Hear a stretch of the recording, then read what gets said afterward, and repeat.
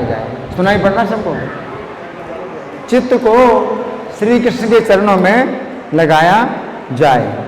गीता 18:58 में श्री कृष्ण कहते हैं यदि हमारा चित्त श्री कृष्ण के चरणों में लगा रहेगा तो हम श्री कृष्ण की कृपा से सभी कठिनाइयों को पार कर जाएंगे। भागवत 3:28-21 में कपिल देव कहते हैं कि योगी को अपने चित्त के द्वारा श्री कृष्ण के चरण कमलों का चिंतन करना चाहिए जो वज्र, अंकुश, ध्वजा तथा कमल के चिन्हों से सुशोभित है। भगवान के चरण तल में ये चिन्ह है। सुंदर मणि जैसे उनके नाखूनों की शोभा चंद्रमंडल से मिलती जुलती है और वो प्रकाश हृदय के घोर अंधकार को दूर करने वाली है।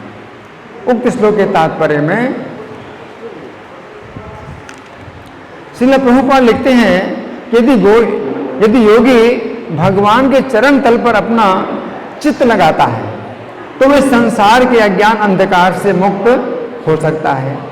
ये मुक्ति ध्यान से नहीं बल्कि भगवान के नाखूनों की कांति से उत्पन्न प्रकाश के दर्शन से प्राप्त होती है। दूसरे शब्दों में यदि कोई इस संसार के अज्ञान के अंधकार से छूटना चाहता है तो इससे पहले अपना चित्त भगवान के चरण कमलों में स्थिर करना चाहिए। अब जहाँ तक इंद्रियों की क्रियाओं को बस में करने की बात है, गीता 12:3 और 4 के तात्पर्य में श्रील प्रभुपाद लिखते हैं आत्मा के भीतर परमात्मा का दर्शन करने के लिए व्यक्ति को देखना, सुनना, स्वाद लेना और अन्य कार्यों को करना आदि इंद्रियों की क्रियाओं को बंद करना होता है। ये तो ध्यान की विधि है कि योगी को अपने सभी इंद्रियों की क्रियाओं को बंद करना होता है, परंतु भक्ति की विधि में अपनी सभी इंद्रियों की क्रियाओं को बंद नहीं करना पड़ता है। ठीक है, भक्ति की विधि में अपनी सभी इंद्रियों की क्रियाओं को बंद नहीं करना पड़ता है बल्कि हमें अपनी इंद्रियों को श्री कृष्ण की सेवा में लगाना होता है। ये अंतर है। भक्ति की विधि में क्या होता है? अपनी इंद्रियों को श्री कृष्ण की सेवा में लगाना है, जबकि ध्यान योग की विधि में क्या है? अपनी इंद्रियों को बंद करना। तो कितना मुश्किल है इंद्रियों को बंद करना। ध्यान योग की विधि में बताया गया है कि योगी को कुछ भी नहीं सुनना चाहिए। ध्यान योग की विधि में क्या? योगी को कुछ भी नहीं सुनना चाहिए, परंतु भक्ति की विधि में ये बताया जाता है कि हमें कानों से श्री कृष्ण के नामों तथा गुणों का श्रवण करना चाहिए, है ना। ध्यान की विधि में कहा जाता है कि योगी को कुछ भी नहीं बोलना चाहिए, परंतु भक्ति की विधि में ये बताया गया था कि हमें अपनी वाणी को श्री कृष्ण के गुणों का वर्णन करने में लगाना चाहिए। यदि श्री कृष्ण के गुणों के वर्णन की योग्यता नहीं है तो हमें हरे कृष्ण का कीर्तन करना चाहिए। अब गुण नहीं आप वर्णन कर सकते तो हरे कृष्ण का कीर्तन। भक्ति योग की समाधि का अर्थ है श्री कृष्ण से संबंधित किसी भी क्रिया में सदैव लगे रहना। समाधि की परिभाषा ही यह है कि श्री कृष्ण के चिंतन में मग्न रहते हुए नियमित क्रियाएं करते रहें। परंतु ध्यान योग की समाधि का अर्थ है कि व्यक्ति खाना, काम करना, सोना और किसी प्रकार का आनंद लेना बंद कर दे। तो ये समाधि ध्यान योग की कितनी कठिन है। आपको खाना भी बंद करना है, काम करना बंद करना है ना। ये भक्ति योग की समाधि में क्या है? भक्ति योग की समाधि में श्री कृष्ण के चिंतन में सब क्रियाएं करना है। तो ध्यान योग की विधि में योगी को ना तो कुछ बोलना चाहिए ना ही कुछ सुनना चाहिए, परंतु भक्ति की विधि में ऊंचे स्वर में हरे कृष्ण का कीर्तन करने का विधान है। लगभग 500 वर्षों पूर्व जब भारत में भगवान चैतन्य महाप्रभु कीर्तन करते थे, सुन रहे, तो वे प्रत्येक समूह में 16 व्यक्तियों को कीर्तन का नेतृत्व करने की व्यवस्था करते थे। उस समय माइक नहीं था ना। अब जैसे मैं माइक पर बोल रहा हूँ, है ना, तो बिना माइक के बोलूँगा तो उतनी आवाज़ नहीं आएगी। तो माइक नहीं था तो चैतन्य महाप्रभु जो है 16 व्यक्तियों को लगाते थे एक साथ बोलने में, है? और उनके पीछे हजारों व्यक्ति गाते थे। 16 आदमी एक साथ पहले गाएंगे, उसको कहते हैं लीड करेंगे 16 आदमी, उसके बाद हजारों लोग गाएंगे उसके पीछे है। उनके पीछे हजारों व्यक्ति गाते थे। कीर्तन या भगवान के नाम और यश के सामूहिक गायन में सम्मिलित होना इस युग में संभव है और अत्यंत सरल भी है, परंतु जहां तक ध्यान योग का संबंध है बहुत कठिन है। तो यहां पर श्री कृष्ण कह रहे हैं कि व्यक्ति को अपने सभी इंद्रियों की क्रियाओं को बंद करना है। इसके लिए योगी को एकांत और पवित्र स्थान में जाना होगा। इसका अर्थ है कि यह विधि किसी समाज में या शहर में संभव नहीं है। ध्यान योग की विधि किसी समाज में शहर में संभव नहीं है, परंतु जहां तक भक्ति योग की विधि का प्रश्न है, भक्ति योग में 9 विधियां हैं, जिनमें से पहली विधि श्रवण और दूसरी विधि कीर्तन को सबसे अधिक महत्व दिया जाता है। सार्वजनिक कीर्तन में कोई एक व्यक्ति हरे कृष्ण कृष्ण कृष्ण हरे हरे, हरे राम राम राम हरे हरे का कीर्तन करे, जबकि समूह के अन्य लोग सुने एवं मंत्र के अंत में समूह के सब लोग उसे दोहराएं। इस प्रकार श्रवण और कीर्तन का आदान प्रदान होता है। ये बड़ी ही सरलता से अपने घर में, मित्रों के छोटे से समूह में या किसी बड़े सार्वजनिक स्थान पर अनेक व्यक्तियों के साथ किया जा सकता है। कोई समाज में अथवा बड़े शहर में रहकर ध्यान योग के अभ्यास का प्रयत्न कर सकता है, परंतु उसको समझना चाहिए कि ये कपोल कल्पित है, भगवत गीता के द्वारा प्रस्तावित विधि नहीं है।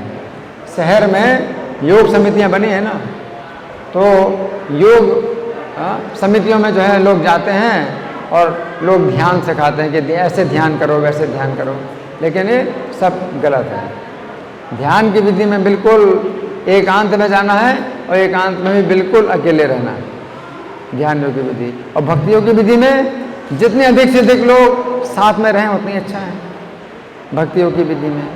अब जैसे यहाँ पर कई लोग इकट्ठे सुन रहे हैं, मैं बोल रहा हूँ, तो भक्ति योग है। कि ध्यान योग में आप बिल्कुल अकेले किसी कंदरा में जाओ और बिल्कुल जो है अकेले रहना है। और भोजन के लिए क्या आपको चपाती दाल सब्जी ना कोई देगा और ना आप बना सकते हैं। आपको एकांत में जाना है तो फिर क्या मिलेगा? पत्तियाँ, पेड़ की पत्तियाँ या पेड़ के सूखे पत्ते वही खाओ, या पानी पी के रहो, या फिर हवा पी के रहो, तो कितना मुश्किल है ना। तो जो भक्ति योग की विधि है इसमें भगवान कहते हैं मत चित्ता, इसमें भी कहा है मत चित्तो युक्त आशीर मत परा।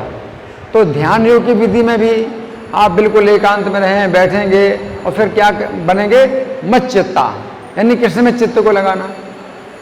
तो कृष्ण में चित्त को लगाना ही अगर लक्ष्य है तो आप जो है हरि नाम का जो है अभ्यास करके अपने चित्त को आप जो है कृष्ण में लगा सकते हैं। तो कितना आसान है। अब ध्यान योग की विधि में कितना कठिन है कि पूर्ण ब्रह्मचर्य का पालन करना, फिर आसन बनाना, चैला जन कुशोत्तरम, सबसे पहले कुशा बिछाओ, उसके ऊपर वस्त्र बिछाओ, नहीं मृग चर्म बिछाओ, उसके ऊपर वस्त्र बिछाओ, उसके ऊपर बैठो, आसन बनाना है। आसन भी ऐसा हो ऊंचा भी ना हो नीचा भी ना हो। अगर ऊंचा आसन होगा तो आप जो है गिर सकते हैं, अगर नीचा आसन होगा तो जमीन की कठोरता में फिर आपको बैठने में बाधा होगी, जमीन की कठोरता। तो आसन भी बनाना है, एकांत में रहना है, पवित्र स्थान में रहना है, कितने नियम हैं। और भक्ति में कुछ भी नियम नहीं, पवित्र स्थान की भी आवश्यकता नहीं। प्रभुपाद गए थे अमेरिका में, कौन से स्थान में गए थे? सबसे ज़्यादा अपवित्र स्थान में गए, सबसे ज़्यादा अशुद्ध स्थान था बावरी, न्यूयॉर्क में बावरी सबसे ज़्यादा अशुद्ध स्थान था। वहाँ हिप्पी लोग जो है रहते थे और मांसाहार और व्यभिचार नशा सब करते थे। वहाँ पर प्रभुपाद ने जो है अपना निवास बनाया। इतना गलत और अशुद्ध स्थान। भक्ति में जो है इतनी शक्ति है कि हर चीज़ को पवित्र कर देती है। तो प्रभुपाद ने वहाँ पर भी भक्ति शुरू करी तो वो भी पवित्र हो गया। तो भक्ति में जो है कितना भी अशुद्ध स्थान हो, वो स्थान पवित्र हो जाएगा भक्ति के द्वारा। लेकिन ध्यान में अगर आप अपवित्र स्थान में बैठोगे तो ध्यान सफल नहीं होगा। अगर आप ध्यान करोगे और एक व्यक्ति भी आपके साथ होगा तो ध्यान सफल नहीं होगा। और भक्ति में आप भक्ति करते हैं, जितने अधिक लोग साथ में होंगे उतना ही अच्छा। तो कितना इसमें अंतर है ना। तो कलयुग में से केवल भक्ति की विधि है। अब ये दिखाते हैं, दिखावा करते हैं ध्यान योग का, ध्यान योग का दिखावा करते हैं। ब्रह्मचर्य का पूर्ण पालन तो होता ही नहीं, ब्रह्मचर्य का पालन होता ही नहीं, असंभव। तो हृदय के अंदर भगवान का दर्शन हो ही नहीं सकता। फिर तो वो उल्टा भी बोलते हैं, हृदय के अंदर भगवान का ध्यान करने की जरूरत नहीं है, चाहे जीरो का ध्यान करो या किसी भी रूप का ध्यान करो, वो सब उल्टा है, सब गलत है। भगवान हृदय में पहले से हैं और जिस रूप में भगवान है उसी रूप में आपको दिखाई देंगे। इसके लिए आपको पूर्ण ब्रह्मचर्य का पालन करना है और सब विधियों का पालन करना है, तो आपको भगवान उस रूप में दिखाई देंगे जिस रूप में आपके अंदर हैं। आप अपनी मर्जी से कोई ध्यान नहीं करना है, अपनी मर्जी से किसी का ध्यान नहीं करना है कि किसी का भी ध्यान करो, किसी का ध्यान नहीं करना है। भगवान का एक रूप है हृदय के अंदर, वो रूप जो है उनका अपना रूप है। आप उसमें अपना जो है हिसाब नहीं लगाना है कि कोई भी रूप का ध्यान करो, सब गलत है। तो आजकल ध्यान का जो प्रचार चल रहा है वो सब गलत है। लेकिन भक्ति जो है भगवान चैतन्य ने सिखाई, हाँ। और कलयुग में केवल भक्ति ही संभव है, भक्ति के अलावा और कोई दूसरा उपाय नहीं है ना। तो हमें जो है हरे कृष्ण मंत्र का कीर्तन करना है और 4 नियमों का पालन करना है, व्यभिचार नहीं, मांसाहार नहीं, जुआ नहीं, नशा नहीं, है ना। और इस तरह से फिर एकादशी का व्रत करना, हाँ। तो ये सब जो है भक्ति के नियम हैं जो कि सरलता से पालन किए जाते हैं और इन नियमों का पालन पूरी दुनिया में लोग कर रहे हैं, पूरी दुनिया में लोग कर रहे हैं, हाँ? और हमारे अभी 700 से ज़्यादा भक्ति योग के केंद्र खुल गए, है ना। और जो बेस हैं, बेस की संख्या तो कितनी ज़्यादा है, और भक्ति वृक्ष के जो है बहुत से ग्रुप बने हुए हैं और जो कांग्रेगेशन के बहुत से ग्रुप बने हुए हैं। तो लोग जो है अपने बड़ी आसानी से अपने परिवार में रहकर, अपने व्यापार में रहकर उन भक्ति का जो है वो अभ्यास कर लेते हैं। तो चैतन्य महाप्रभु का ये जो आंदोलन है ये पूरे पृथ्वी में फैलेगा। पृथ्वी ते आसीजत नगर आदि काम, पूरी पृथ्वी में जितने नगर और गांव हैं सर्वत्र प्रचार होइबे मोर नाम। तो सर्वत्र मेरे नाम का प्रचार होगा, चैतन्य महाप्रभु की भविष्यवाणी। चैतन्य महाप्रभु भविष्यवाणी है कि सर्वत्र उनके नाम का प्रचार होगा।